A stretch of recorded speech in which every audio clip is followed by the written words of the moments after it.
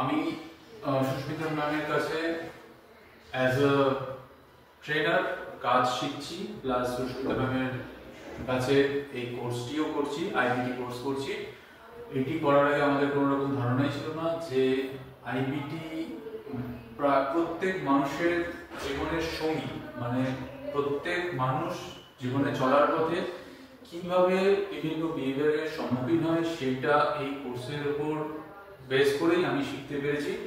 আর এই কোর্সটি করার পর আমরা অনেক কিছু জেনেছি, মানুষের চিন্তাভাবনা, মানুষের বিহেভিয়ার, মানুষের অগ্রগতি, এর পুরোটাই ক্রেডিট হচ্ছে সুস্মিতা ম্যাম আর হ্যাপি টু লার্ন অটিজম।